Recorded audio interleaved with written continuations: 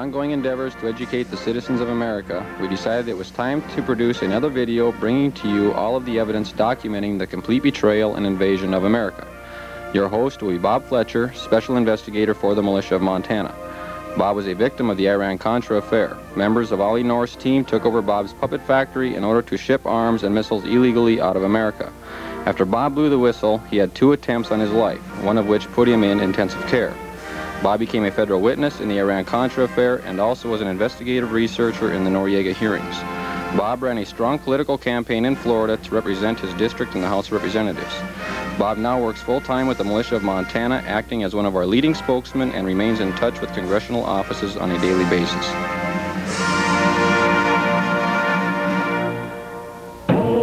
Liftoff. Many people think of the Iran-Contra affair in terms of Nicaragua and fighting communism. To them, Oliver North is a hero. Bob Fletcher thinks differently. Until last year, Bob Fletcher ran a company that made cute, furry puppets. That was before his company was taken over by an international arms smuggling ring, a ring now linked to Oliver North. Unit 2 investigative reporter John McPherson has the story. Oliver North, facing charges of lying to Congress, came to Central Florida to support a candidate's congressional bid. 1 year ago, North sat before a congressional committee investigating arms sales and illegal support of Nicaraguan guerrillas. His testimony made him a cult hero to some. And he's getting rich. North's endorsements cost Congressman Connie Mack, for instance, $37,000. But North and his cohorts cost Bob Fletcher a lot more. I had my company stolen from me. Fletcher isn't a politician. He's a small businessman who watched everything he had destroyed. Hey. With fur and spring, Bob Fletcher built a toy animal and pandered it into a growing company called the Animal Factory, located at this office park in suburban Atlanta. Bob's animals sold like hotcakes at amusement parks.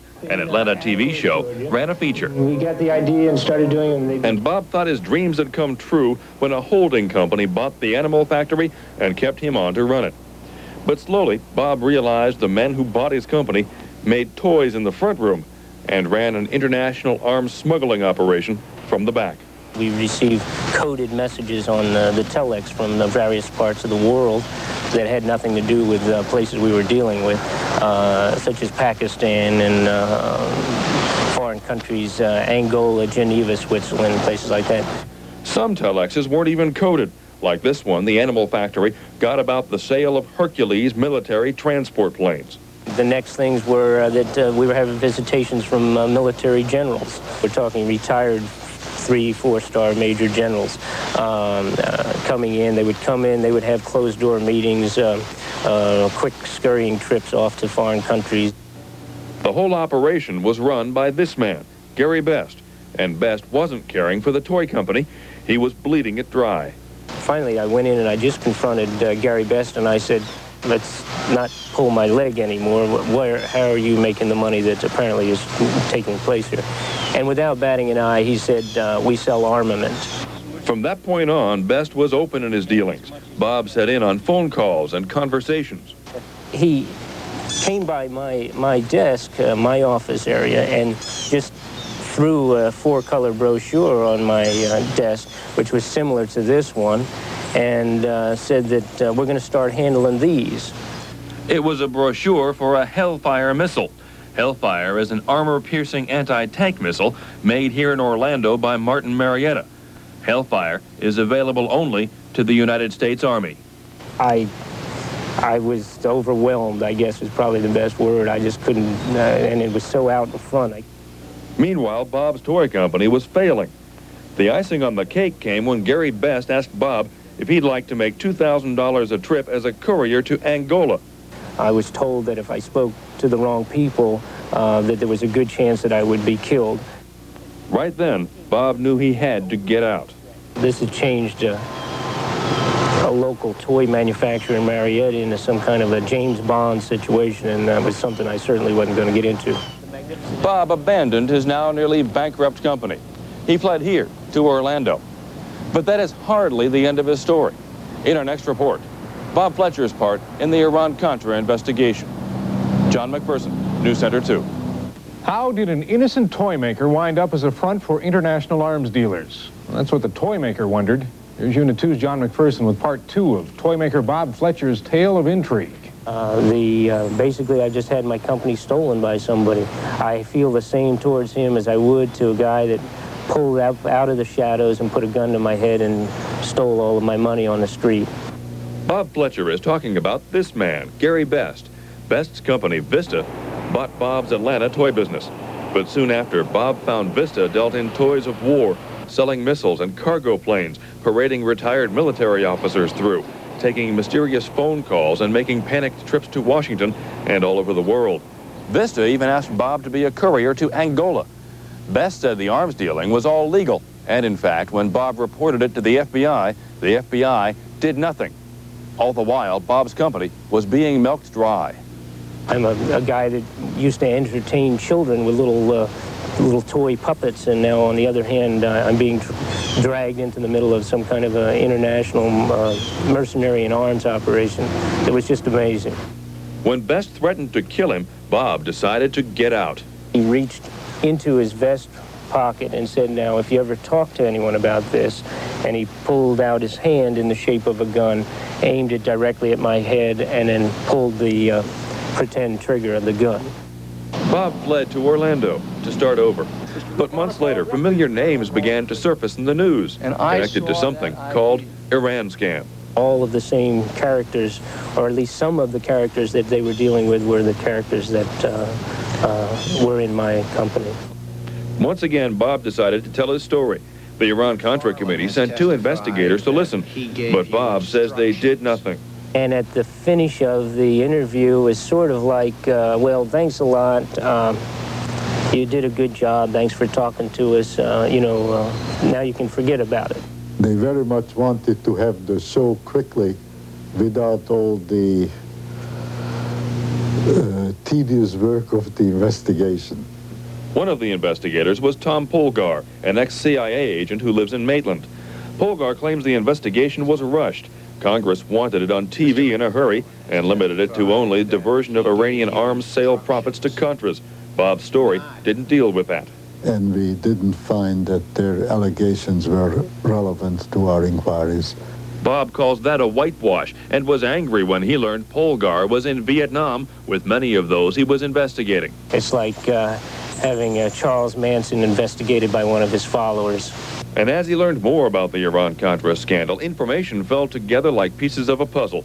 For instance, Bob realized the day Best made his panicked trip to Washington was the day mercenary Eugene Hassenfuss was shot down over Nicaragua. But the clincher was this, a page from Oliver North's notebooks showing the flow of money and weapons through front companies. One company caught Bob's attention, Toyco.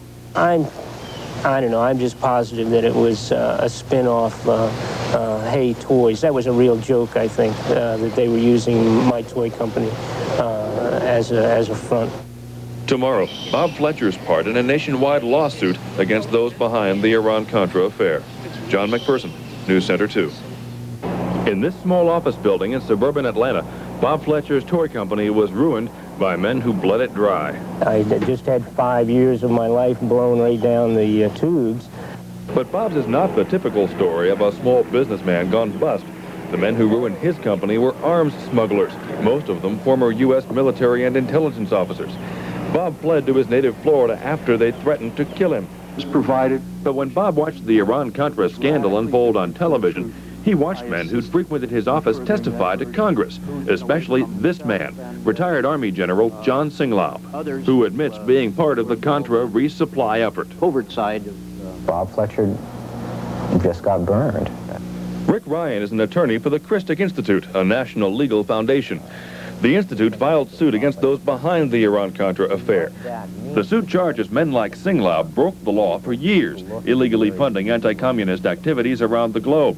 The Christic Institute uncovered evidence of gun running, drug smuggling, embezzlement, murder, and the repeated ruination of innocent people like Bob Fletcher. Bob Fletcher has probably the most innocuous business you can possibly imagine, a puppet company selling toys at an amusement park.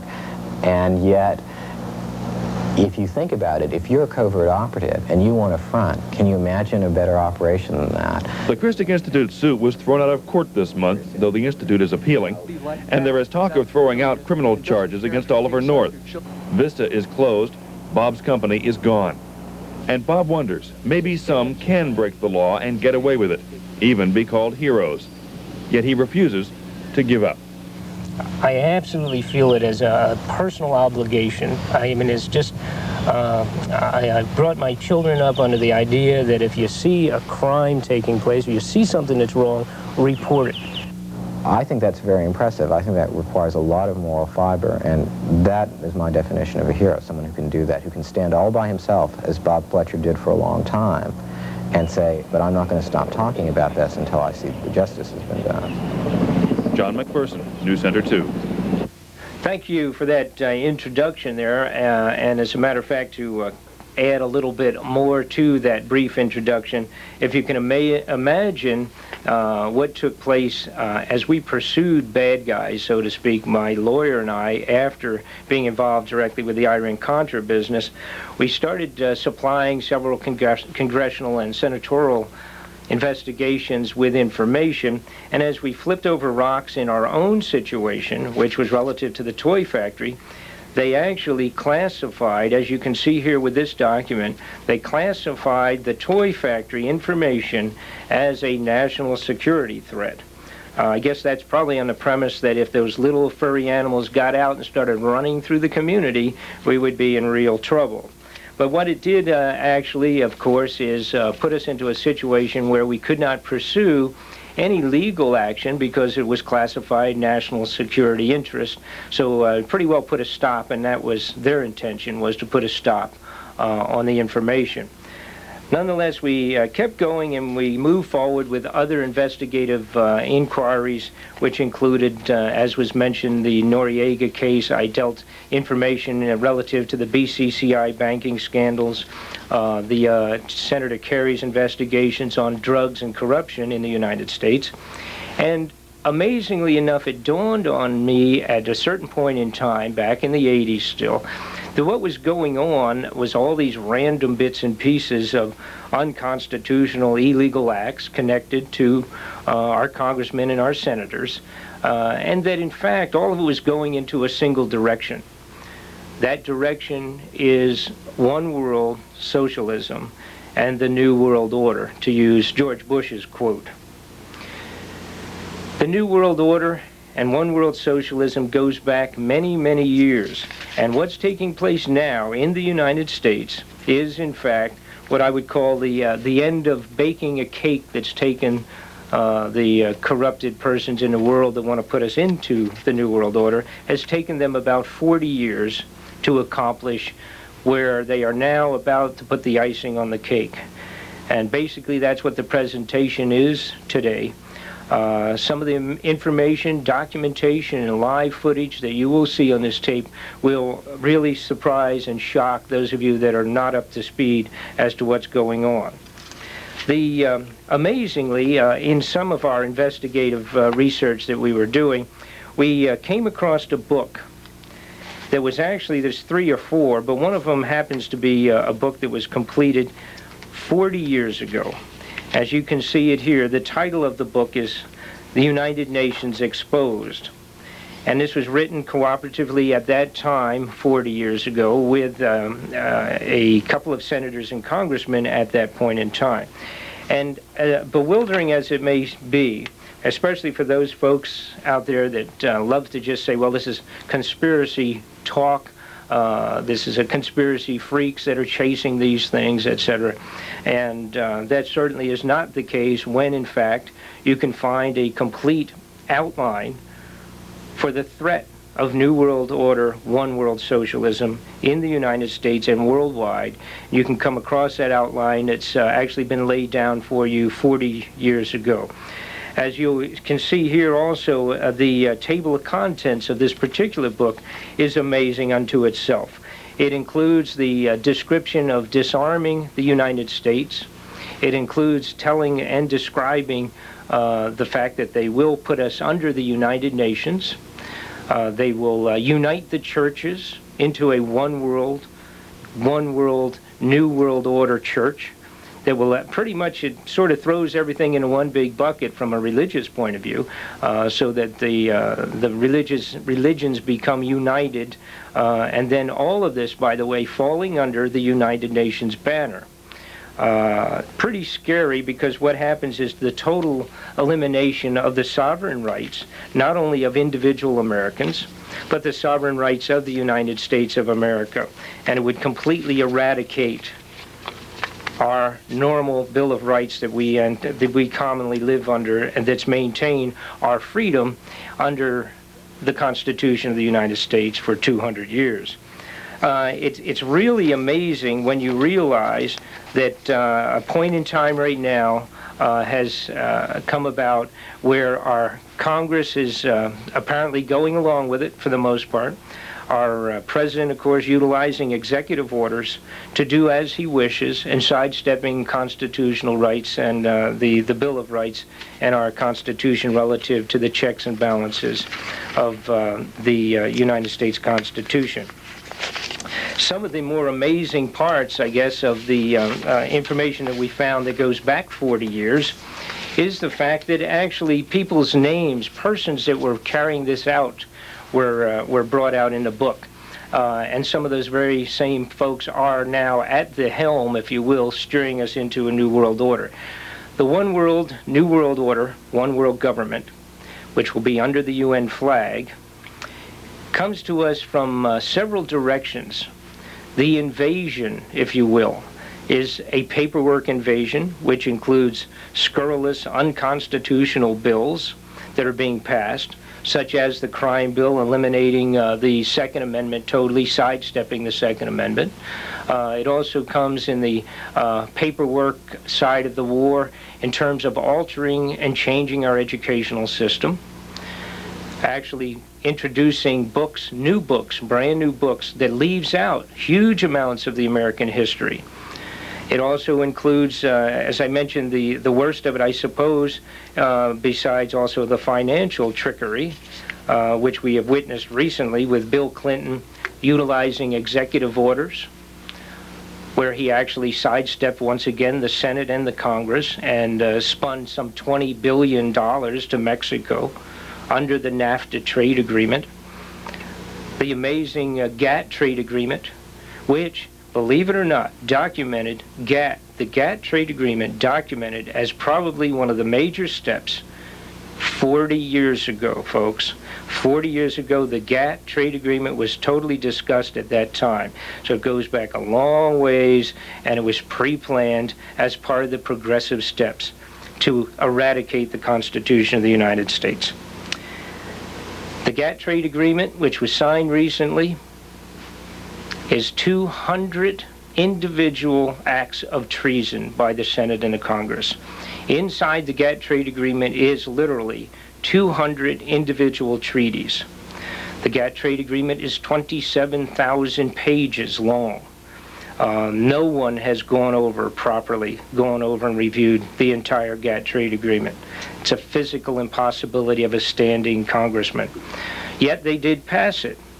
Well, they passed it in a manner such, as a matter of fact, to get a little bit into the specific points on the GATT trade agreement, at this point, no Justice Department judge, no judges, or no judiciary any longer is capable of doing a judgment on an international trade conflict. If there is an international trade conflict at this point in time, they must go to the World Trade Organization in Geneva, Switzerland. And it must be then adjudicated under the World Trade Organization. There are 123 nations as part of that World Trade Organization that have individual voting rights to vote equal to ours. And even though the United States may constitute 10, 20, 100-fold in commercial productivity compared to certain other nations, those other nations still have a single vote equal to the United States single vote. If they have a conflict, for example, with a large wood-producing company, 3 or 4 small nations can vote, in fact, against the export or importation of that wood products from the United States, and it would be all over. That company, other than some private separate negotiations, that wood company would no longer be able to ship, for example, into, let's say, an oriental state someplace. So the fact that they have 200 varieties of trade agreements inside the unbelievable GATT agreement that's now done, each one of those, by normal congressional and constitutional law, are to be adjudicated and judged and read and actually voted upon and passed by 2/3 of the Congress, or excuse me, the Senate. They didn't do that, folks. They just threw it all under one big umbrella and passed it. The financial theft of the BCCI scandals of a few years back, which are being paid back now by taxpayers, that money disappeared. Ed Koch, a former mayor and congressman from New York, wrote me a letter a while back and pointed out that by the time they are completed on restitution on that, it will probably cost taxpayers $3 trillion. As we sit right now, I believe it's something like $300 million in the interest being paid back alone on the restitution to correct the BCCI thievery. So that's another financial fraud pulled on the American people, and of course, again, part of the what I refer to as the paper war against the United States citizens, moving us into the one world government. Well, the big question, of course, is when you're talking about how far back it goes. As I mentioned, we have documents back 40 years. And in 1961, an interesting thing took place. In 61, there was literally several meetings put together at a high-level national security level, as well as meetings with the United Nations. And in 61, there was an agreement for a 30-year, three-part plan. As you can see here with this this picture that you see now, this is directly taken from the National Security Summary for the year of 61. And we are at the very bottom of that plan for the 30 years. And if you can see on the paperwork here, it points out and says, calls for the disarmament of the United Nations, or excuse me, of the United States under the UN control. And it shows that all arms now, at the end of this 30-year time, would be strictly in the hands of the law enforcement agencies and the United Nations one world government. Amazingly enough, there was a book done back in the 60s that carried out and had an entire list. And as you can see here, this was done by Gary Allen. This particular one calls for a world tax system, but which, by the way, I must mention, part of the GATT trade agreement was, in fact, a tax number is now federally mandated on all newborn children in the United States, and that's part of the GATT trade agreement. It's not called a Social Security number, as a matter of fact, it is called a tax number. And as you can see on this next little overlay here, that you can see that they are now, several years later, calling for that United Nations tax.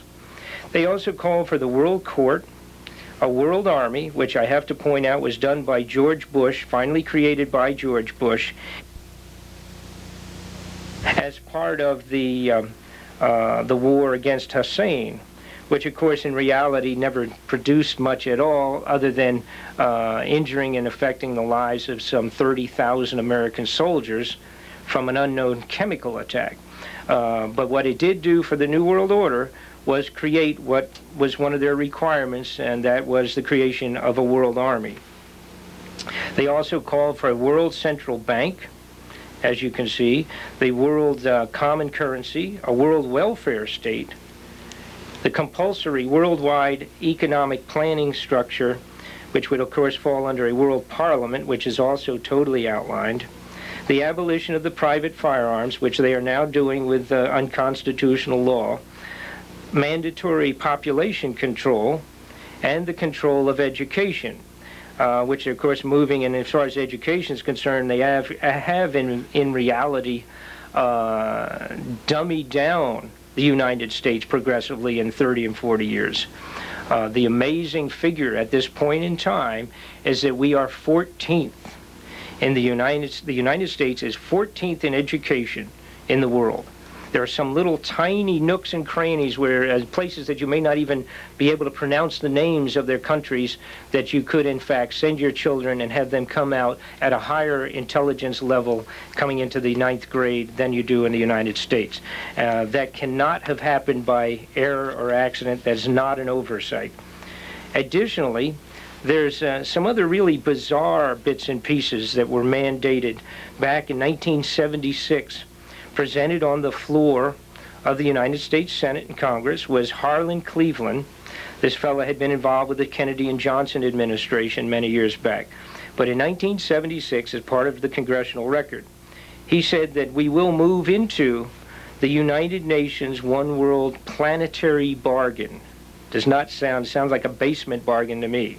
But what these fellows laid out in congressional record was that they wanted to create the World Food Bank, provide for international control of all sources and supplies, the internationalization of commodity markets, which of course they're doing with the merging of all of European markets, the final slow merger of all the money of the United States, the merger in the NAFTA agreement that just cost us $20 billion in Mexico will cost us another $40 billion when they get done stealing it. That merger, of course, in the NAFTA agreement included Mexico, Canada, and the United States into a large financial bloc, if you will, taking apart and pulling down all of the barriers relative to trade. And of course, when you have two nations that are running considerably below us and behind us economically, it does nothing for the United States other than take jobs and money out of our pockets. All the baloney that you hear from these characters talking about the positive aspects, we're already 20 billion to the negative with Mexico within the first 30 days after the signing of that agreement. So we've already got to do a lot of catch-up to make sense out of the NAFTA agreement. That was part of the plan in '76. To continue with Harlan Cleveland's statements to the United Nations and to the Congress, in 1976, he also, as you can see here, called for the establishment and control of the wealth of the oceans and the seabeds, which is another story. They are doing that profusely all over the United States. All of the surrounding areas, they're tightened up now to where it's almost impossible, as it is in small businesses of all types. It's almost impossible for the small fisherman to go out and genuinely make a living any longer. He must be part of the big program or he is out of it. They also called for a provision for international control of the weather at human command. And a little later, I will get into that, mind-boggling bits of pieces of information, of evidence that at this point in time, that is a reality. The creation of a world police to keep the peace when it is threatened and to restore it when it is broken. Well, the world police, of course, the obvious peacekeeping efforts of the UN, that is the world police. The police across the United States, additionally, are being militarized in every nook and cranny. We will point those out to you in a few minutes, some mind-boggling efforts taking place to, in fact, create a United States police force, not a localized police force, but a United States police force. As we sit here today, and this is February of 1995, a bill has been introduced on the floor of the Congress as of this month to create a 2,500-man hit team, I would refer to it as, a specialized group of police directed under Janet Reno herself. And this would literally, when you merge that with what is presently known as the police agency interfacing that's taken place, when you merge the two of them together, you would have an entire standing army for Janet Reno and or the president separately under their command, with the alcohol, firearms, tobacco, the FBI, possibly even CIA, as they do interface with them, and that program would constitute an entire standing army for the Attorney General and the President of the United States.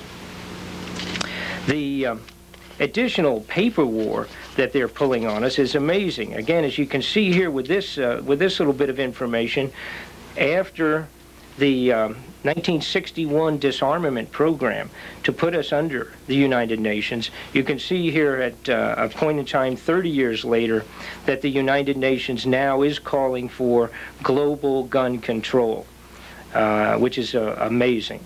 Additionally, some of the other more bizarre bits and pieces in terms of the reality of the attack on the United States citizenry is, of course, what I would refer to as the militarization of our police forces. They're slowly moving in, as you can see here. This is shows you in Fresno, California, where the SWAT team, which is part of the regular police force stopping vehicles and searching people, they're now wearing full military fatigues and carrying machine guns on their side. This is in the United States, in Fresno. Additionally, as you can see here in Everett, Washington, the police forces all over the country, and this is a good example from Everett, are now receiving armored personnel carriers. This is the sheriff's vehicle that you're looking at right here, which is an armored personnel carrier, and the folks that are training on the left side, those are not military personnel. That is the sheriff's department for Snohomish County. Our understanding is that they have 2 of these units now, as well as several helicopters available close by that they can utilize. In Bay City, Michigan, the police have been supplied with hand grenades and grenade launchers and CS gas, which the CS gas, of course, is what they use to murder everyone at the Waco scene. Unbeknownst to many people, the Waco invasion, they actually utilize CS gas that, when it is ignited, instantly becomes cyanide. So what they did was introduce that into the building, cause it to be ignited it, and it then turned instantly into cyanide gas. Most everyone in that building, the 17 little children that were actually younger than 18 years of age, some of them, a couple of them were not even named yet, infants, they were all dead of cyanide gas. Those that ran out of the building in 2 or 3 directions were shot, systematically shot down. To get back additionally to the expansion of the militarization of our police forces, in New Orleans they are now carrying on what they call sweeps, where they are using actually part of the military helping them in some places. In Chicago, they're doing the same thing, as you can see from some of these pictures we're showing you right now. Clinton has additionally called and gone into other areas to eliminate your constitutional rights. Bill Clinton has put together, as you can see here, he wants unlimited monitoring capabilities for monitoring your phone calls, your faxes, and your email through your computer system. And one of the most outrageous statements I've heard in a long time came from the head of the FBI, Mr. Free, the newly established head under Bill Clinton. He said, "We are trying to combat too much privacy in the wrong hands." Too much privacy in the wrong hands, folks. What does that mean? What does that mean in the United States of America? I'm not sure I understand. What also are they doing in terms of expanding the militarization of our police forces? There presently is a bill. Amazingly enough, the title of that, the number of that bill is 666. That bill is running through the Congress, has passed Congress. It will probably pass the Senate. That is a bill that totally eradicates, for all intents and purposes, the Fourth Amendment. They've bit into the Second Amendment by taking away your guns. They're now biting into the Fourth Amendment. This Bill 666 calls for the search and seizure of your home, your person, your property, or your business in any way, shape, form, or manner that's deemed logically appropriate by the local police. They do not need a warrant, according to 666. This bill, coincidentally, was authored and presented to the floor of the U.S. Congress just a week or so ago here in February of '95 by Bill McCollum from Florida, who coincidentally was a person that I was the candidate for Congress against in 1990. I ran against Bill McCollum in 1990 on the basis that he was running a corrupted congressional office, supplying and assisting Oliver North's programs with actually the bringing on mercenaries, hiring mercenaries onto the program in his office in the Congress, and which is the most outrageous, illegitimate use of congressional office I could imagine. He did that back in the 80s. When I found out about it, I was in his district and I ran against him for U.S. Congress, knowing that he was running a corrupted office, and now he presents possibly one of the most flagrant attacks on the Constitution of the United States with Bill 666. Fortunately, in Congress, recently, there's at least been a few bills introduced that may slow down some of the New World Order, but I'm not sure. There is a bill titled 125. This is to turn around the ban on the assault weapons. Now, what I believe is probably going to happen is that'll fall to the wayside and, in fact, probably not pass. There's a bill that was introduced by, I believe, actually Dole, which is a little bit of a surprise, but Mr. Dole, along with Jesse Helms, introduced Bill number 5 from the Senate side at the beginning of this year's 1995 legislative year. And that bill, which was, I'm sure, had something to do with the American Patriot movement, that bill actually would, in fact, slow down our participation in the United Nations and back off the UN and back the UN, our forces away from the UN activities. Again, unfortunately, that bill, I have a feeling, will probably fall to the wayside.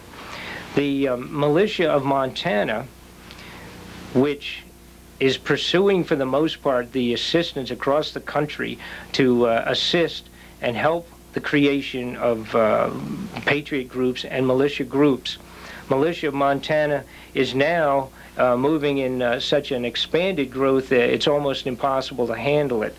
The militia presently sends out probably something in the neighborhood of 40 packages a day to people across the country that are, in fact, trying to put together a militia group or a patriot group of their own and to expand the knowledge to the average folks that do not know what's going on, and to also expand the knowledge as to what you might be able to do to protect yourself in the future from the one world socialism and protect your family and their well-being.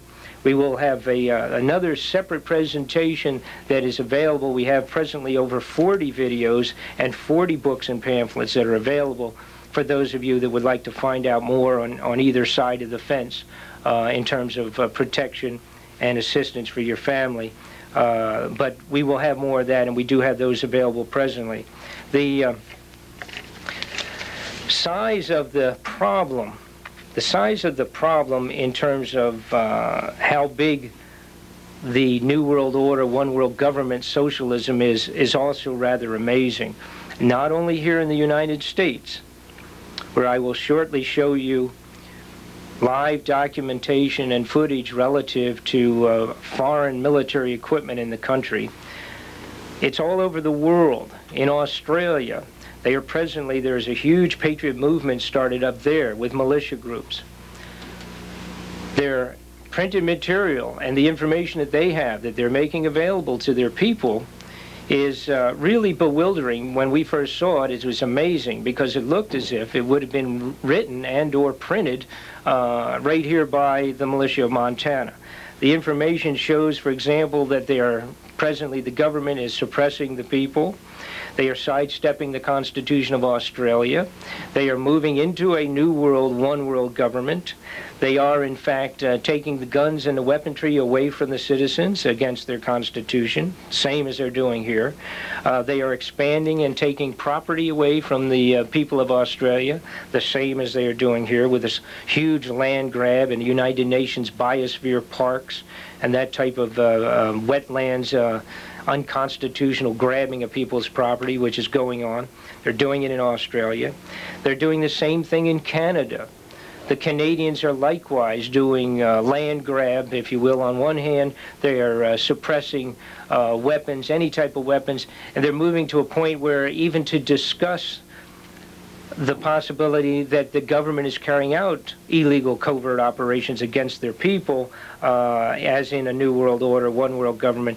They're moving to where that's even going to be illegal shortly in our neighbors to the north. So the problem is international in scope, because that's exactly what it is. It is a one world government. It is a New World Order being pressed on the entire world. When we talk about some of the steps, the variety of steps that have to be taken by these characters, that's the big question we get all the time, is how many things are they going to do to us before they finally pull the plug on Americans? Well, it's pretty well been agreed. We've gone over what their list is. We can watch and check them off as we've gone down. Previously, a few years ago, we've talked about that there was a need on their side of the fence to put us into the one world government, that they would, number one, need to complete a thing called GATT, which, as we said, is already completed. They plan to do NAFTA, the merger of us and the Mexican and Canadian governments. That has been done. They planned and would have had to create a one world army that now has been done and moved to the forefront under the UN flag. They have planned, of course, the financial deterioration, which they've done on several fronts, which we could list, and we won't go into that too in depth today. They additionally plan to two more things that have to be done probably before they really move on Americans. That is the national identification cards and ID systems. The ID system, of course, they're moving with that as we speak. As you can see from this picture that you see, they are moving forward with the suggestions to move into the national identification structure. They're already doing the ID system with the military. As you can see here, the Department of Defense is already doing a system and now presently running those cards into the system. Also, as you can see on this next one up, we're constantly getting folks that are asking us about the injectable transponders for use as an identification. If you can look at this particular picture, you see that there's a gentleman on the left. This is in Israel, where they are presently utilizing the national ID system there. He has an electronic gun, a responding gun in his hand, and what he's doing there is just pointing this gun at a handful of workers that have come across the border. Now, these workers do not have to even remove their identification out of their pocket, because they do have already the electronic transponding card system. And this transponder will send back all the information necessary into that little gun that fellow's pointing at them. He is standing 4 or 5 feet away. This actually can even be shot through a wall and can pick up the electronic transponders. As you can see in this picture, this is actually one of the transponders themselves. This is only the size of a grain of rice. This picture that you're looking at, that shows the transponder next to a dime. And this can physically not only be introduced into a card, as it is presently done in Israel with the folks that you just saw, but this can also be injected under your skin on the back of your hand. In Sweden or Switzerland presently, for the last couple of years, there's been 6,000 volunteers utilizing this injected transponder under their skin, and they're using it not only for their full identification system, which of course can be monitored from afar, but it also actually functions for them as a money, cash, and debit system. So they can go to the grocery store and run their hand under the scanner at the grocery store and actually pay for their food. Unfortunately for these characters, they seem to like it. They think it's a wonderful idea. It's obviously very easy to handle. If you do not have to carry any money whatsoever, that's pretty neat. Now, people have spoken up lately at the beginning of this new congressional year, and when some of the changes were made in Congress, and of course everybody got excited on the onset because Thomas Foley had been removed from the Speaker of the House. And of course we got Newt World Order Gingrich. Newt Gingrich, unfortunately, is not going to be much of a salvation. in 1990, Newt Gingrich put together Bill number 4079. Bill 4079 is very interesting. It was stopped. That was the year that I was running for the United States Congress. When I found out about it, even though there were several people signed onto it at that time, I contacted a few friends of mine in the Senate and the Congress, told them about the bill, and they did finally get it tabled and pulled aside. It did not pass. But the Bill 4079 in 1990, done by Newt Gingrich, created a call for a national emergency for a period of 5 years. The national emergency for 5 years could potentially have moved into martial law with the suspension of the Constitution, of course on a temporary basis. And it included all, if not all, but a tremendous number of the material that they ended up putting into the crime bill 5 years later and 4 years later in the recent crime bills.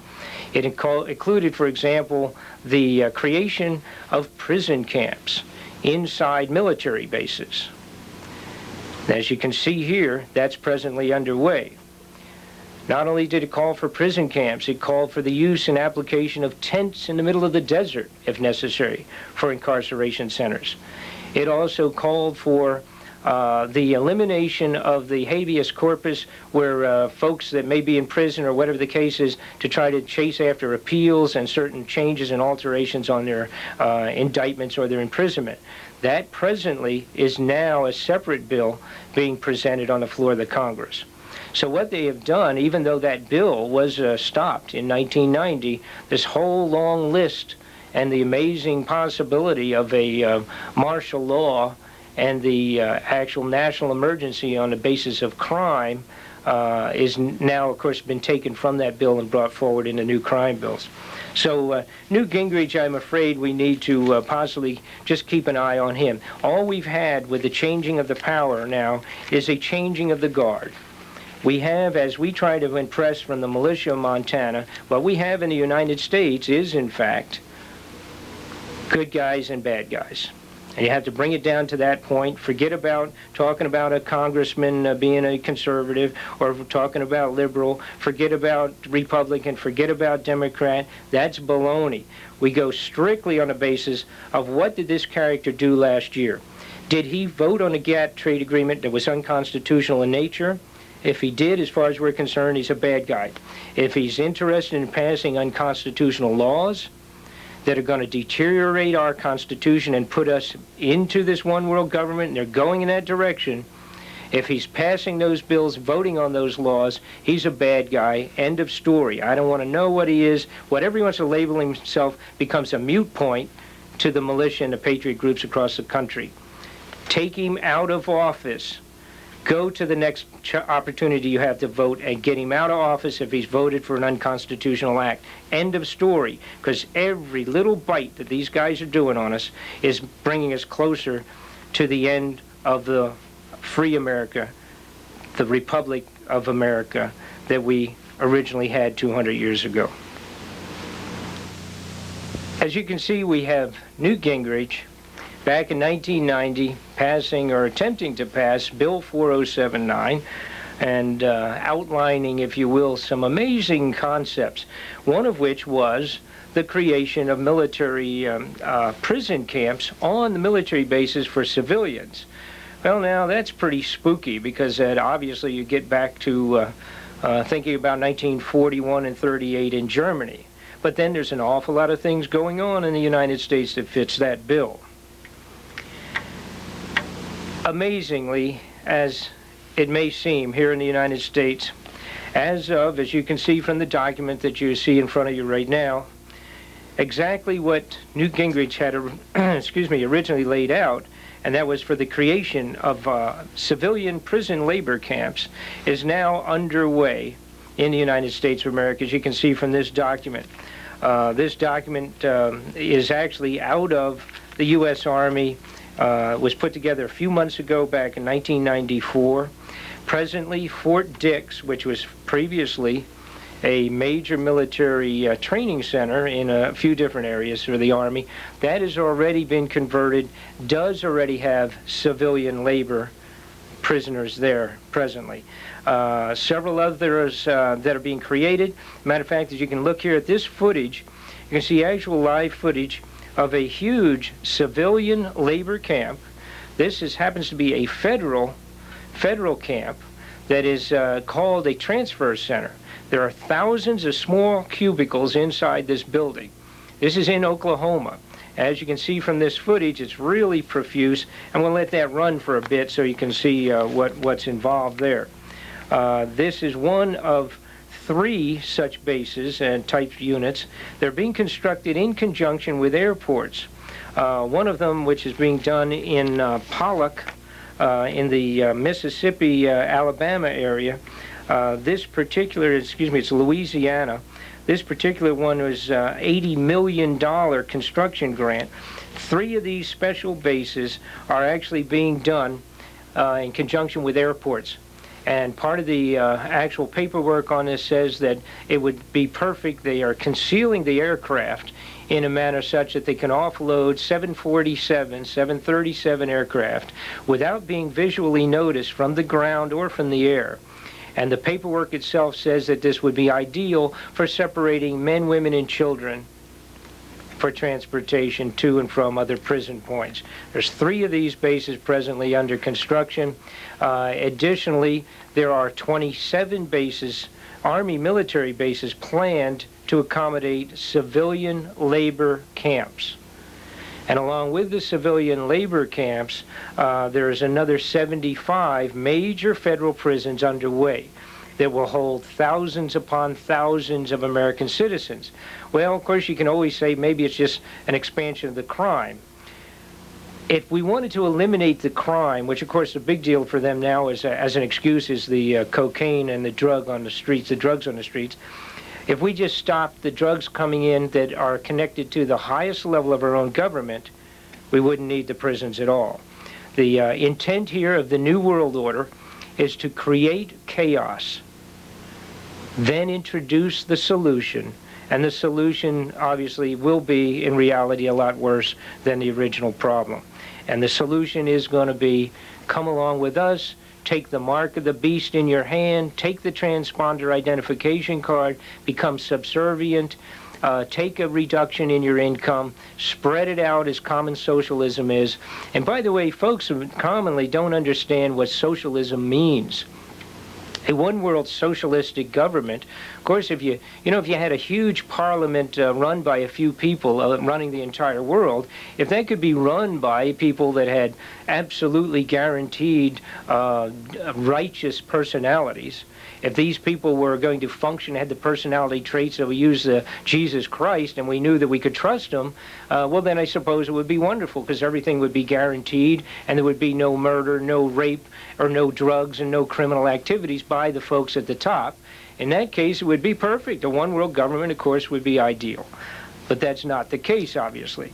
And, of course, you can't argue the point as to whether there is or not corruption in our government. The government has become a cesspool of liars, cheaters, and thieves. But to get back to the original concept of socialism, which is misunderstood, I'm afraid. Some people look at it and they say, well, gee, Bob, socialism maybe is not all that bad because we're guaranteed work, we're guaranteed a place to stay, our children are guaranteed a certain amount of education, not counting, of course, the fact that it would be their education, their controlled education, corrupting your children before they even get into first grade. But that argument is actually not correct, because what happens in real socialism, in the normal function of it, is that a small group at the top, which is our new one world order people running it from the elite top, that group would have control and ownership of maybe 85% of everything.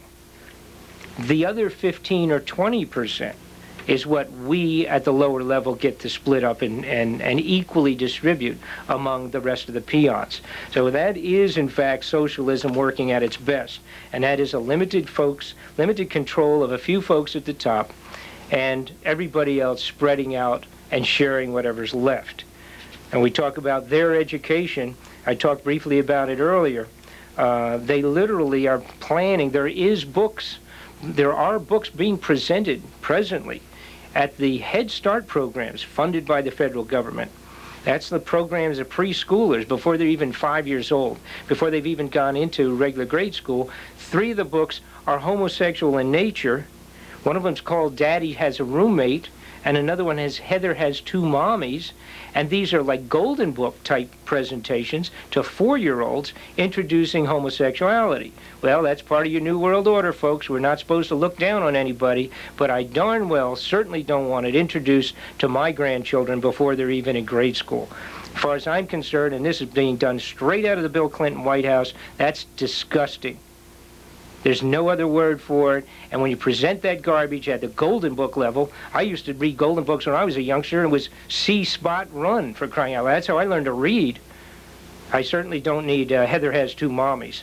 That's serious trash being brought into our schools, and that's your New World Order. That's what you have to look forward to. So let's get back to the other problems. So we have these amazing prison camps now. These prison camps are being constructed all over the United States, and they're being presented and put into Army configurations. So right away, you got to say, what's wrong with that? It's like the armament of our police officers being armed with military materials and equipment. I'm going to show you a brief tape here. Right here, you'll see a little bit of footage. This will amaze you. This is some of the elite SWAT team. Get a look at these characters. Well, this is really something. As you can see, these guys are these are the guys that are supposed to go in under extreme stress emergency configurations. These guys are dancing around their own rap tune. Watch this for a minute. Now we're kicking it live. We're gonna rock the mic. Gonna bust it right. Say, face down, ass up. That's the way we like to come. Oh yeah, pose. Have you ever been out on a date with a chick and the only thing that was on your mind was sex? What do you do, 31? Get down on it. How you doing? Get down on it. Go 14, 21. Get down on it. Break down. Get down on it. Once again. Get down on it. Get down on it. Now. Get down on it. That was pitiful.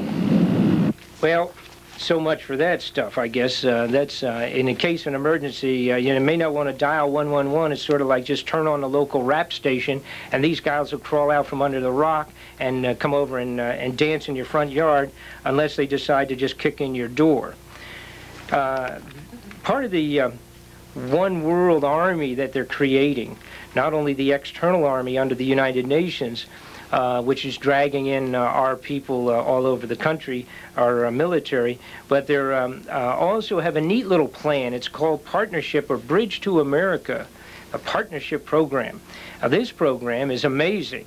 As you can see from this document here, this shows what they're going to do in reality is take members of the local reserve, the reserve units, the National Guard. They will fly them, ship them to Russia. They will fly Russian military into your local National Guard locations. Just like it kind of gives you a warm, fuzzy feeling inside, as now we have the Soviet military taking over our own National Guard locations, and our own National Guardsmen are out of here, and they're in Russia. You can see from this document right here, it's just another one of their ridiculous steps forward in their one world army. Additionally, they're creating, as you can see here, the United States Police Force. This fits into the bill that's presently on the floor to create the 2,500-man team for Janet Reno. It's kind of amazing. I don't know what the United States Police Force is supposed to be. Well, it sounds, and unfortunately, extremely familiar. It appears to me that, in fact, what we have is the SS that we had in 1939 in Germany is now being created in the United States. We had gotten our hands on an amazing document a little while back that fits into this. They're utilizing the federal emergency management agencies to regionalize and assist in this expansion of militarization of our police forces. As you look at this particular little FEMA chart, which is interesting, it shows Colorado as almost a pivot point or a communication center point, if you will, for different regions where they've broken down the regions of the United States of America, the states, into little regions.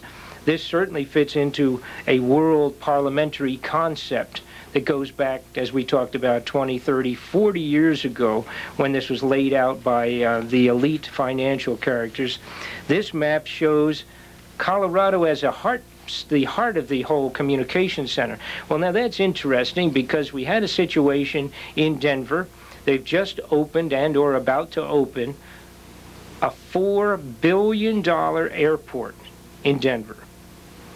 I don't know if I was down in Denver a few weeks ago and it did not look like they would ever be able to qualify, certainly not now, for that size airport. However, the airport bumps adjacent straight up, connected to the huge, or one of the hugest, largest Army arsenal points in the United States of America. The property lines actually run along with each other. They actually butt right up to each other. That's interesting. And I think with the looking at this particular map showing Denver as a heartbeat of America, if you will, that in fact the correlation between this brand new, outrageous, very highly technically filled airport probably has something to do with your future in the New World Order.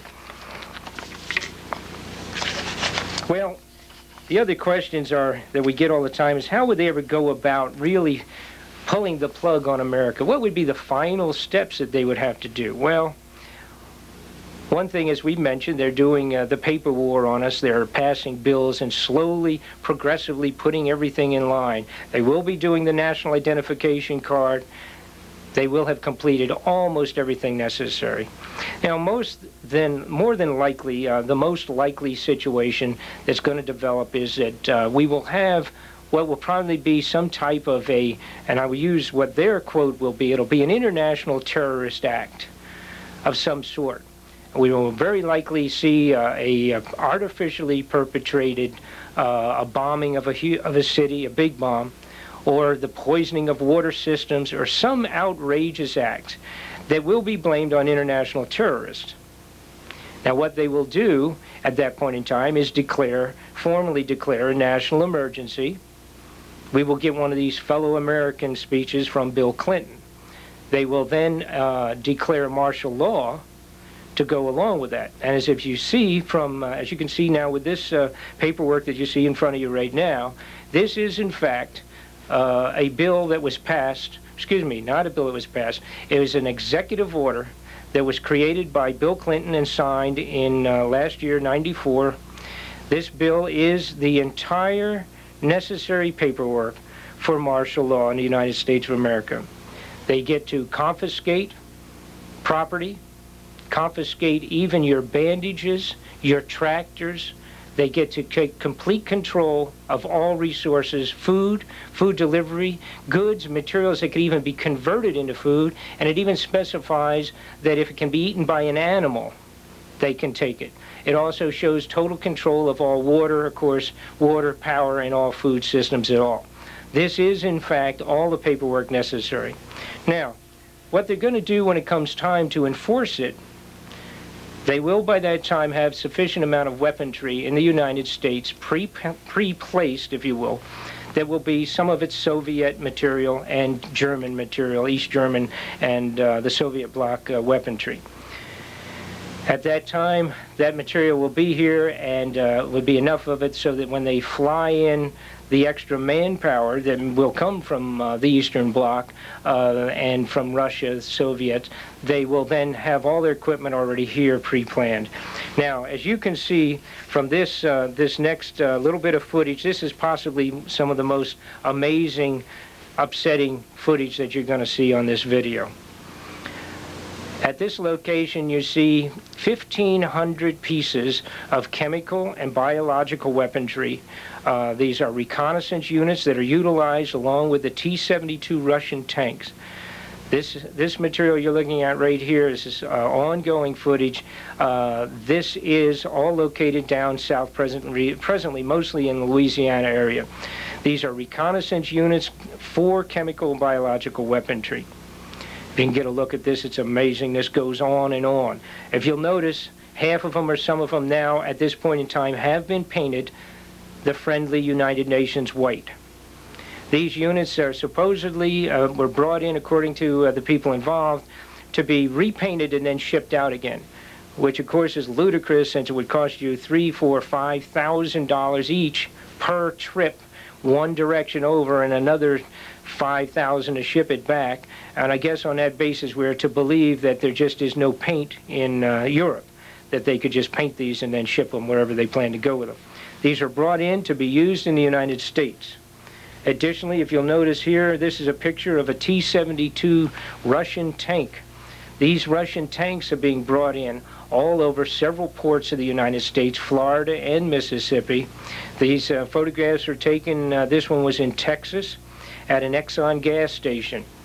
This T-72 tank is, as I say, being brought in. There are thousands upon thousands of these tanks in Mexico, which they brought in under everybody's nose, right in front of everybody a short while back. The amount of military Russian equipment in Mexico, just across the border, is mind-boggling. But we also have mind-boggling pieces of equipment here. If you will notice now on this next little bit of footage, this will show you Russian short-range Frog missiles. These missiles are, matter of fact, this is live footage. These are photographed in several different places also in the United States. These missiles are good for only 50 miles, folks. They are chemical, biological, or nuclear. They have a 50-mile range. They are in the middle of Texas and Tennessee and in other areas. You have to ask yourself, what is all this Russian equipment doing here? Now, if you'll notice in this picture here, you can see 100 flatbeds of Russian United Nations tanks and equipment that was brought into Montana several months back. This next group of pictures will show you Russian missiles, missile launchers, and other land military units. So you can see here we got several pictures. We'll give you a chance to look at these. These photographs were taken in Bay City, Michigan. This equipment is coming in and is arriving all over the United States. In a minute here, I'm going to show you a picture of a Russian Bear bomber photographed by our people in Louisiana. This is the largest Russian bomber in the world. This is the biggest bomber on Earth. Guess what they're doing while they bring in this Russian equipment on a regular basis, expanding the amount of it and stashing this. They're hiding this away in a variety of locations. Guess what they're doing at the same time with ours? As you can see this picture, which is not very clear, but nonetheless it's fairly presentable. This photo will show you that they are in fact cutting up our B-52s. These are $27 million each. They are chopping them into pieces in the desert. The lower half of this picture shows the ones that have already been cut. The upper top part of the photograph you can make out are the ones that are in line to be destroyed.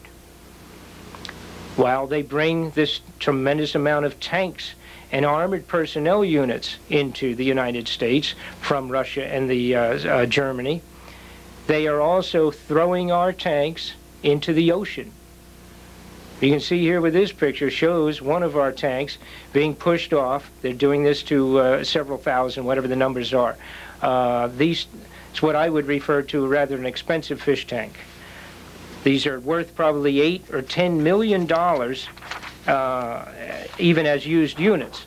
But the last thing they need is anyone else in the United States, like American patriots, to get their hands on them. Those are going into the ocean while they bring in the T-72 Russian units. When you put all this together, obviously, it gets to be pretty spooky. Here we're talking about thousands of pieces of military equipment coming in. We're talking about the creation of prison camps, labor civilian camps inside military bases. We're talking about secret bases. There are underground facilities. We are aware of some 50 underground facilities in the United States right now. Some of them as large as 25 acres underground, and maybe even larger. We do have some photos of those. Unfortunately, they don't come out very well, so we're not even going to bother showing you any of those right now. We have an interesting statement that fits into all of this. There's an extremely outspoken Russian politician. He's well, maybe the equivalent of the Speaker of the House in Russia right now. Some of you may be familiar with him. I cannot pronounce his name. If you can read it on this picture that we're going to show you here, the particular slide up here of the out of the newspaper. Zhirinovsky, I believe is the way he pronounces his name. This fellow has made an amazing statement that may be the reality, even though he's maybe considered a radical Russian even. He's an extreme, a Russian that wants to hold to his homeland. He's extremely stout on the old hardline Russian side of the fence. But he makes an interesting statement. He says, "We will not gloat when California joins Mexico, when a Negro Republic is created in Miami, and when the Russians take back Alaska, or when America dissolves into a commonwealth of new states." And that's where this little map comes in that we showed you here relative to the new configuration under FEMA. Or that the factories will close down and there will be no medicine, no food, and you Americans will immigrate to Europe, Japan, and Russia. Now, he made this statement in conjunction with an appearance of his own at the proletariat in Russia. And it was to news representatives. The spooky part about that is, I suppose, maybe he knows something that we don't know. I think he may be speaking of planned situations. And speaking of plans, as I had mentioned earlier, I'm going to show you here where the Gorbachev Foundation, which is now functioning full-time in San Francisco. For those of you that did not know where Gorbachev had gone or disappeared to, old Mikhail is running his show, if you will, in the Presidio base in San Francisco. As you can see from this paperwork, as a matter of fact, this was done by Senator Cranston.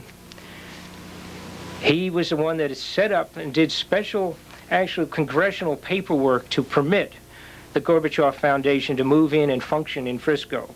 He did some fancy footsteps, and he now is, of course, functioning as a co-chairman of the Gorbachev Foundation. And in the book that we talked about earlier on this video, in the exposure of the United Nations, in that particular book, it spells out 40 years ago, the gentleman wrote in there and he said, one person you have to be very aware of is that Mr. Senator Cranston is a communist working towards the New World Order, one world government. And that was 40 years ago. As we speak, he is in San Francisco with the Gorbachev Foundation functioning full-time. So again, we get back to where the folks are constantly liking to point a finger at us and calling us or referring to us as the conspiracy freaks. If it was planned and organized and put together by people 30, 40 years ago, right after they created the United Nations, to do what they're doing to you today and to your grandchildren next year, it's not a conspiracy freak. That is a conspiracy, folks. Open up your eyes and let's find out what's happening. And it's time to call these people on the carpet that are continuing the movement into a one-world government.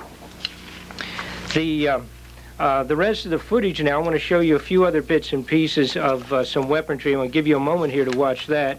And then we're going to have some real fun with some of the police actions that have been taking place here in the United States recently. I mentioned to you earlier that, in fact, the police agency are being supplied with military equipment. Well, in Puerto Rico, one of the hot spots, which is sort of it's part of the United States, but it's far enough away so that mainstream media can kind of stand at arm's length. I'm going to show you some amazing footage, because what they're doing there, which is what they're doing in Fresno, and they're doing it in New Orleans, and they're doing it in several, like in Chicago, and they're expanding this all over the country.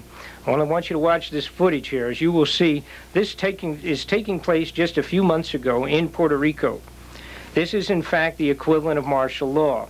They're utilizing National Guardsmen. They're hammering doors in with no warrants whatsoever. They're doing full sweeps. You see some of the amazing little pieces there, the old black helicopters landing and offloading military personnel. They're going door to door, slamming people down in the dirt, taking them over, and I want you to watch some of this. This is amazing footage. All hell broke loose. It was like Bosnia. We thought Puerto Rico had broken out into civil war. And pistol 45. We are here to protect. They never presented a single search warrant or arrest warrant to anybody. Two states that are requesting information what we're doing, and we're going to explain them what we are doing in Puerto Rico. But people would ask them, why are you entering my apartment? What is your warrant? They would say, this is my warrant. You know, folks, all of this, of course, is mind-boggling and amazing bits and pieces of information, particularly to somebody that may or may not be up to steam on some of this goings-ons and the direction of the New World Order. Again, there are several questions that always come up. You always have folks, of course, first off, they find it hard to believe that people of their own government would do this. But, you know, it's documented, as we've mentioned and shown you here. It goes back a minimum of 40 years, 35 to 40 years, at the creation point of the United Nations. The intent all along from day one, according to published material 40 years ago, was to put us into a one-world government, wipe out the sovereignty of the United States, wipe out your opportunity to bring your children up in what you were brought up in. And that's our concern. The militia of Montana's biggest interest is to let people know. So we encourage you to take this tape and bring in as many folks as you can and share it with your friends, share all of our materials, bring people on board so that they understand what's happening. And as a matter of fact, I want to show you a couple other amazing little bits here. Again, we mentioned in terms of the international scope. On this particular little bit of footage here, I want you to notice this is done in Germany. I'm going to let this one run here. This is done in Germany, German news report, and this was the United Nations practice overseas. And interesting here, they interview the officer, and in fact, he denies that they're practicing for any strange activity. This was done about 2 years ago. Measures to assure peace include gaining and maintaining air superiority. Since the start of the war in Bosnia, German troops have been seeing more of such exercises. In this maneuver, they join U.S., Belgian, British, Italian, and French soldiers. I resolutely deny any allegations of involvement of the Bundeswehr in UN missions and hostile actions. Additionally, I wanted you to be brought up and realize, be brought up to speed, if you will, and to realize when folks say they can't imagine that the government would do this, they come forward now and tell us that they were doing secret radiation tests on thousands of people 10, 20, 40 years ago. And we accept that. And they say, well, gee, sorry about that. We did this. We didn't tell folks. We gave little children this. We did this to adults. We did these. They did gas experiments. I want to show you a few little bits of some footage relative to some secret experiments that they were carrying on then that they now come forward and admit, and we, of course, accept it. But when you tell people that they're doing things right now that are totally bizarre, totally un-American, completely unconstitutional in nature, and moving us into this one-world government within the next 5 years, when they plan to have it done by the year 2000, people still find that hard to believe. Do you have to have it done to you so you can look back in retrospect 10 years from now, in the year 2010 or 2005, and look back and say, oh, look, this was when they started to do what they've done to us now, including full monitoring, your ID cards, confiscation of property, total socialism in the United States? Do you have to look back at it 10, 15 years now, from now, and look back at it and say, gee, they were right remember when we saw that videotape and a guy was talking about all these activities and we didn't pay attention to it? Today is the day to become activated and contact us at the Militia of Montana. I want to show you some more footage that'll probably surprise you. How far can our president go as he's done all these executive orders we've been talking about? He told the press, I believe it was in November of of 94, just prior to the elections, he told the press, Bill Clinton said, if I have too many problems with the new Congress, being outnumbered is what they were making reference to, I will run the government by executive order. What's wrong with that picture, folks? He is doing that every opportunity he can. And what do we get? We have no checks and balances. They now, the Senate and Congress, when they hold up their hand and say, hold it, we want to look at this, we don't want to do it, he says, I'm sorry, I'm doing an executive order and I'm going to step around you. Who needs the Senate and who needs the Congress when they are running the government by executive order? Now watch this little bit of footage. This is really unique. This is 6 congressmen in front of the White House several months back. They were doing a peaceful demonstration. They joined some other demonstrators. Bill Clinton had them arrested. It's a little bit of news that you may have missed. I'm going to let you see that. Is that amazing or what? The other amazing bits and pieces that people find hard to swallow, when we get talking about things like electronic weaponry, the electronic monitoring system, the capabilities of our satellites, which now circle the globe. There's so many up there, I'm surprised they don't even run into each other. Some 30,000 pieces of space junk floating around up there right now. The point that relative to the amazing advances in electronics falls into several areas. Number one, the weaponry. They now have full-time lasers on aircraft, helicopters, and other units, and also ground forces, where they've been testing lasers. These lasers now have the ability to blind a crowd by just scanning right across and just blow the eyeballs right out of the average crowd. Pretty disgusting. This is some of the electronics we have to worry about, not counting the fact that they can, in their satellites that are circling the Earth right now, they can hone in, zero in on a license plate in the Kmart shopping center and come up with that license tag and actually read it and turn it into the police agencies. Here, if you'll look at this, you'll see where one of our guys actually came across what is, in fact, a secret laser base where they are, in fact, working on some of the electronics. But let's go into one of the more outrageous bits of weaponry in the United States and Russia. Now, at this point, we're not sure, in fact,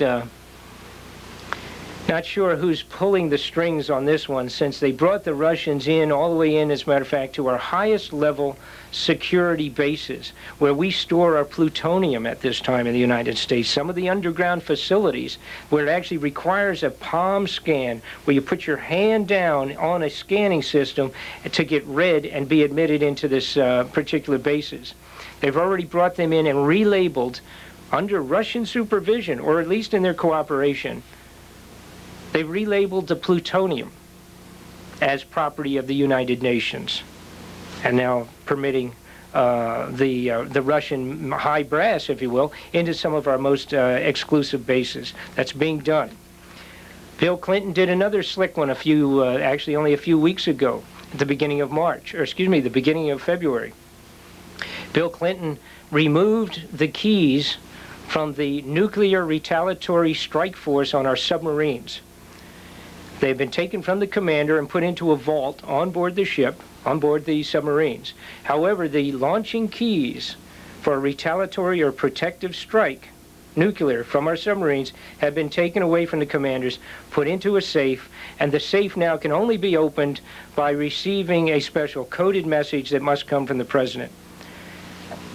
So not only are they destroying some of our weapons, they are restricting the activities of some of our weapons, while still bringing, of course, more weaponry into the United States from Russia. Let's get back to the strange possibility of laser and electronic control. If you will remember earlier in the tape, I pointed out that back in 1976, that there was, in fact, a fellow that came forward on the floor of the Congress in congressional record and listed the mandates and the actions that the New World Order would take to put us under one world socialist government. And I pointed out that one of the 10, 15, 12 different points that were made at that time was control of the weather at human command. Now, normally, those of us like myself that are over 50 years old, that sounds like Buck Rogers, Space Rangers kind of talk. The reality, however, is that recently, only in the last 2 months, we at the Militia, Montana, have put together a sufficient amount of documentation and evidence that absolutely certifies that earthquakes and major storms and weather control is now being done as a weapon. is being done by someone, and we're not sure. We don't have a handle on whether it's cooperatively being done between Russia and the United States, or if in fact it is being done so singularly either by Russia or the United States. But as you can see now, I'm going to show you some of the documentation. This is the first time this has been put together on any videotape at all. Originally, I would not have believed this. I had heard about this many years ago, that they had the ability to do this, and it's a sound wave, electronic sound wave, very low frequencies, etc. I believe that the possibility existed, but we did not talk about it because we did not have enough documentation. And at the Militia, Montana, we're real bugs on that. If we feel that we can verify an event or an action or something, we'll talk about it. And if we don't think we can, then we'll stand down from it and stay away from it until it has been verified. Now, here's what took place. I had discovered this book that you see right here, which is a United Nations publication that's available to you. And inside of it, it listed conventions, major conventions done by the United Nations in the last, whatever, I guess it goes back all the way to the beginning almost of the UN, which would have been approximately 1950 and 48. I noticed, I found and discovered in there that there was a particular convention that had been held by the United Nations in 1977, and it was a convention that was titled the Convention to Prohibit the Military or Other Hostile Use of Environmental Modification Techniques. And I said, wow, so in 77, they actually held an entire convention relative to this problem. So I started doing some snooping, and I contacted the United Nations, and at that time I was doing some work for a congressional office, and so I just added it to my research on their behalf, and I notified the UN that I was trying to find this convention. And I talked to a lady there. She told me, well, she said, I've looked it up, and it does not, we don't have any information on that. Which I expected, because that would be general public domain information that they probably would not want in the public domain. So I told her if she would do me a favor, I told her that I knew the date of it, I knew the name of it, it did exist. I said, would you please go and take the extra effort on the behalf of one of our congressional offices and dig out this material? She said she would. And in 2 days, she called me back, and she said, Mr. Fletcher, we found the information. So I said, great. I said, send it to us, if you will. And I also asked her, how do I get certification to make sure that, you know, the validity of this? She said, turn me at that time to the legal department at the United Nations, and they sent me complete legal certification, which you can see on the screen right now, these two different pieces of paper. Matter of fact, if you'll notice, one of them is in English and one is in French, which gives it a bilingual certification, I suppose. So we then did a little more snooping beyond that point, and I had talked to some friends earlier in Denver, Colorado, that had information, they said, relative to this weather control. When I touched back with them, they said, well, certainly, for one thing, what we have is the entire copy of the patents for the equipment that was done in '87. That's complete documentation, not only on the means by which they can create earthquakes and create and control weather in the atmosphere, but the spin-off from it also is the advanced laser guns and equipment and how they can do that. And it's all in, and as you can see here, these are the copies of those actual patent papers for the patenting of the equipment. With that under our belt, I still continue doing some, if you will, flipping over of rocks. And we did find out then that in 1977, the same point in time when the United Nations was concerned with it, that there was in fact subcommittee hearings in the United States Congress on weather control. All right, so they've done, and then afterwards, my understanding is that there were secret meetings that went way on past that. And as you can see from this other newspaper clip that we're going to show you right now, that in fact Senator Claiborne Pell, who is in the part of the Senatorial Foreign Relations Committee presently, Claiborne Pell several years ago did this amazing little story, and it says in fact that if we do not control it in one way or another, that everyone, both Russia and ourselves, will be doing the weather modification and using it as a weapon. So now when we go back And you realize that in the last year, there literally have been hundreds of earthquakes in several parts of the United States. They're not even reporting all the earthquakes that are taking place in small, varying sizes from very small to very large. And you look at the quake that took place in Kobe, Japan, and you look at the weather controls that it created floods up the Mississippi and flooding and droughts in other areas. You look at Ethiopia, where originally, matter of fact, I must point this out, in Ethiopia where they're having a drought and they've killed 7 or 8 million people have died unnecessarily within the last year in Ethiopia, and the famine that's taken place. Part of a plan done by the New World Order advocates many years ago specifically specified that by the year 2000, to maintain proper control, there must be an eradication of billions of people from the face of the earth in one way, shape, or a manner of another. And that took place several years ago in the 80s, and it was called the Plan 2000. We have 5 years, and they will be at the 2000 point.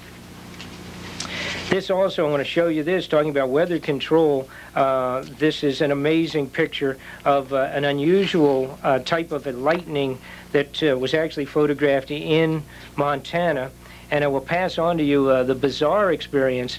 As you can see also, I'm going to show you briefly here is a reference to the blue beam experiments, which is related to this very same equipment. The folks in Washington State have been talking to us in Montana on a regular basis. They kept telling us that they're having these blue beam events taking place, this blue beam electronic weather-controlled elements taking off and blasting in the sky in Washington State. And I believe it was the 13th of February, we were in Washington. We did a couple of presentations, myself and the Trockmans from the Militia, Montana. We were all over there.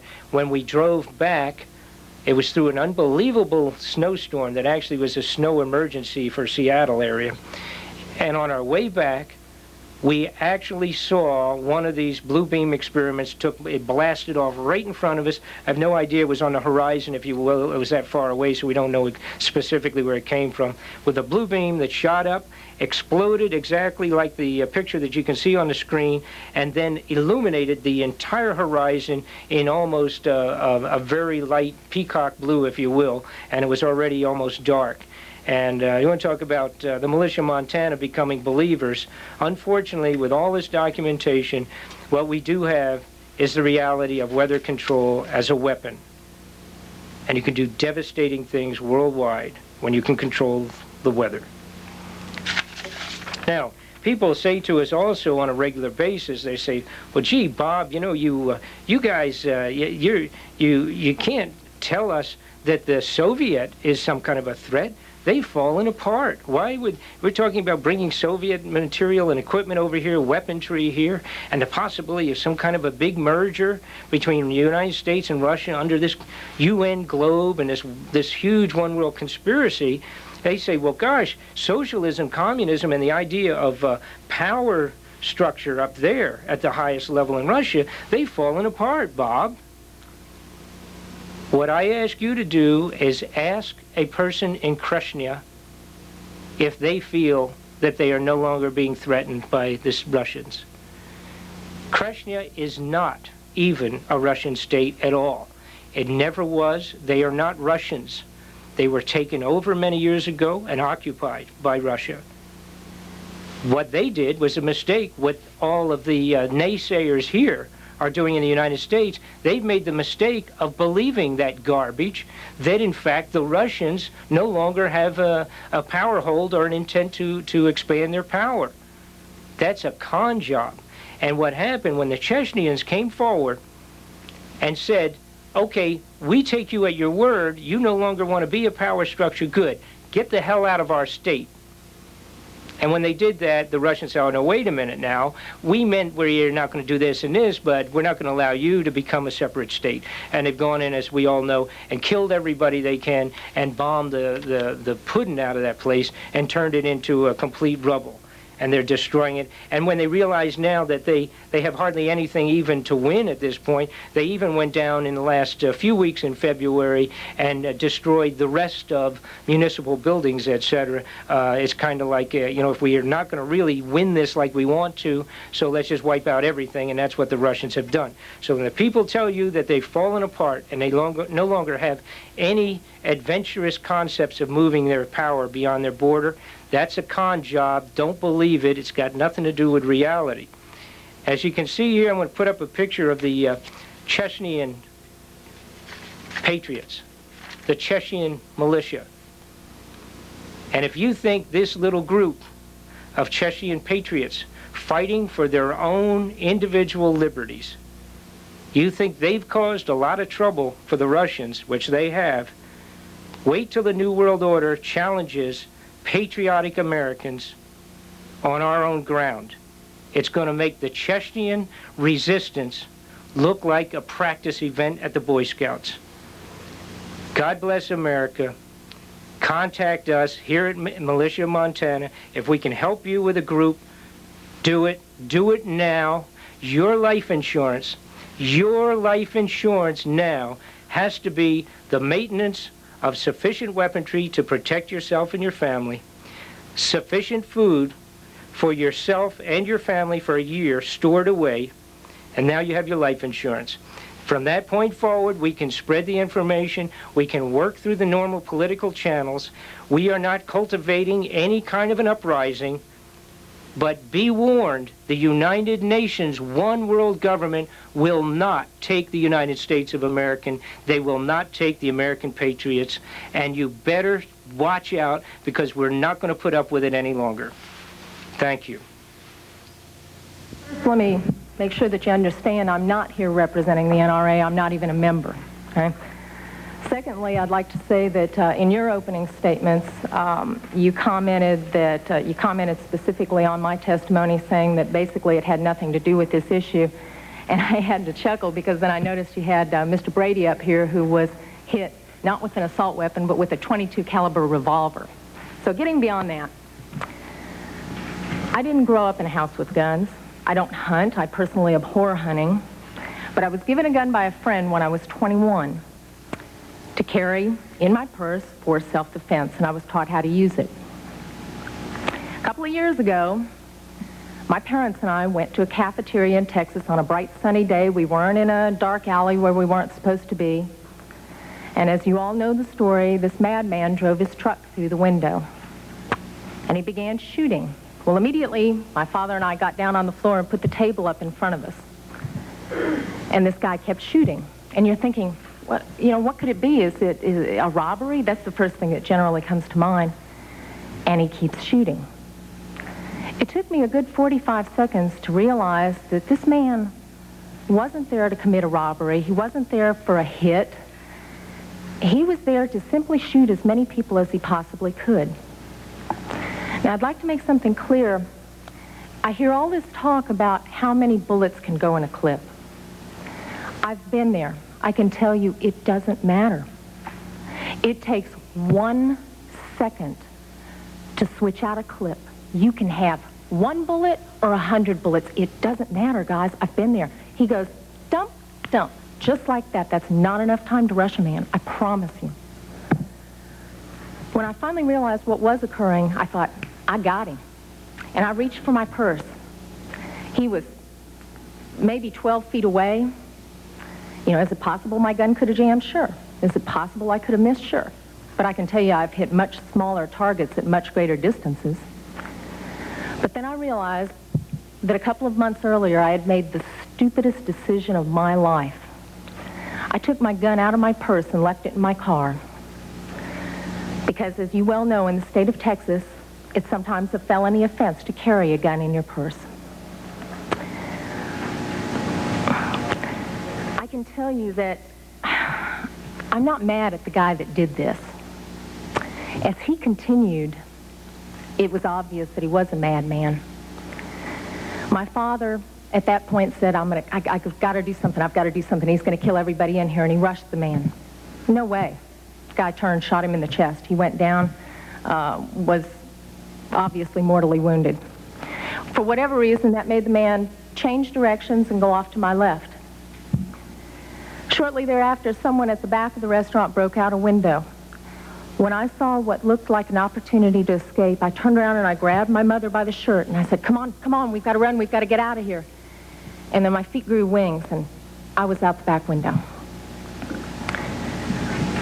As soon as I got out, I realized that my mother had not followed me out. And as I learned from the police officers, she had crawled over to where my father was and cradled him until the guy got back around to her, put the gun to her head. She looked up at him, put her head down, and he pulled the trigger.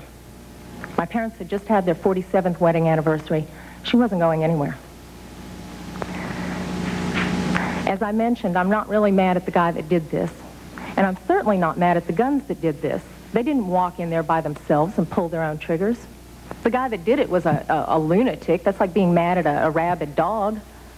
I'm mad at my legislators for legislating me out of the right to protect myself and my family.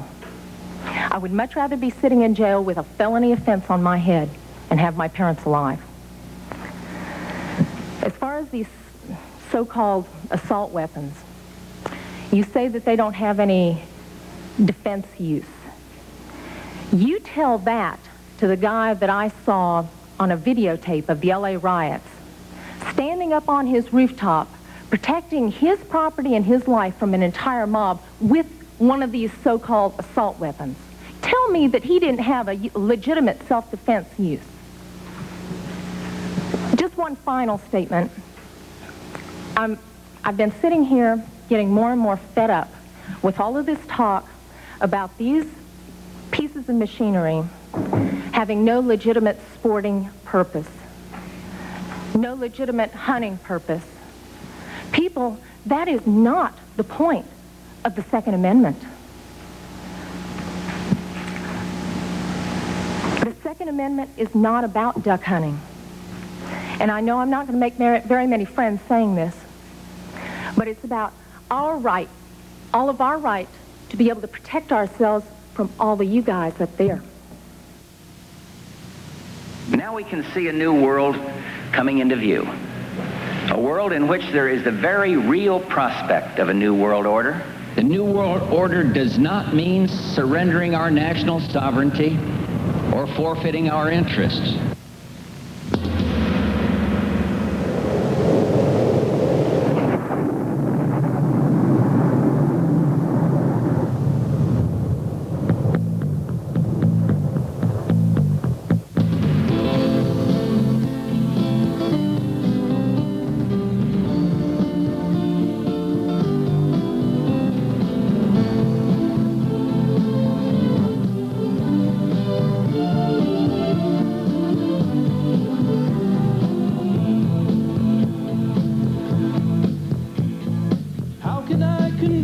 When your ears refuse to hear, you turn your heart away from me each time when I draw near.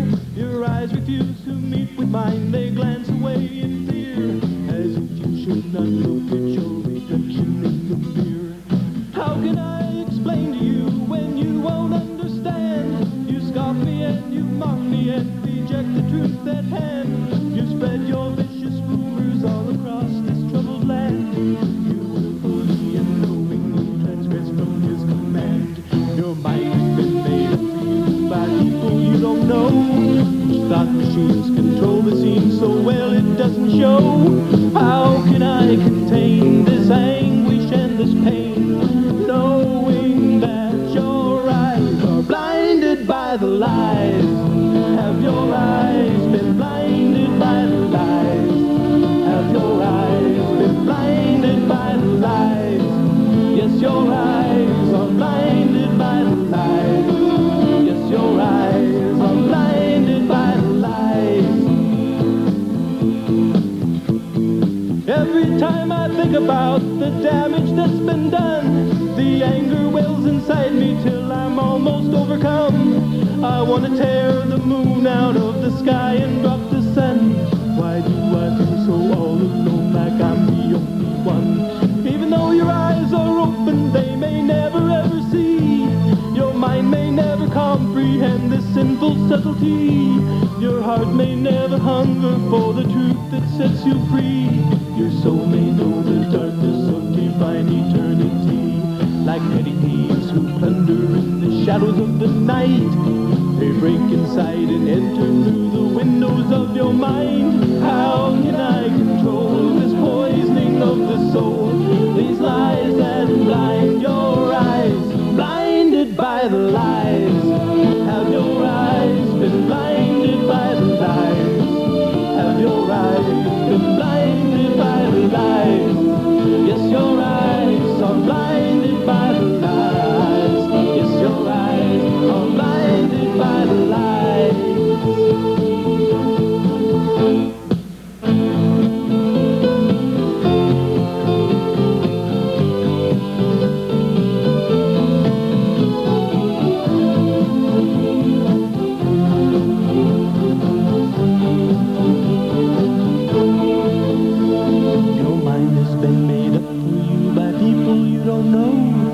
Thought machine controls the scene so well it doesn't show.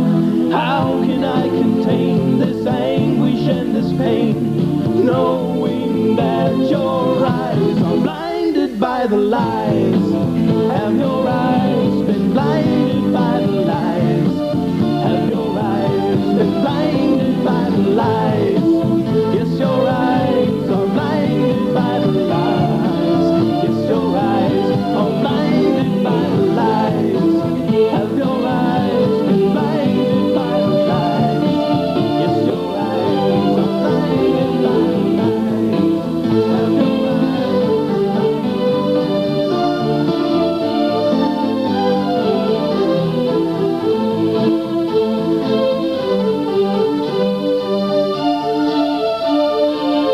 The world can therefore seize this opportunity to fulfill the long-held promise of a new world order where brutality will go unrewarded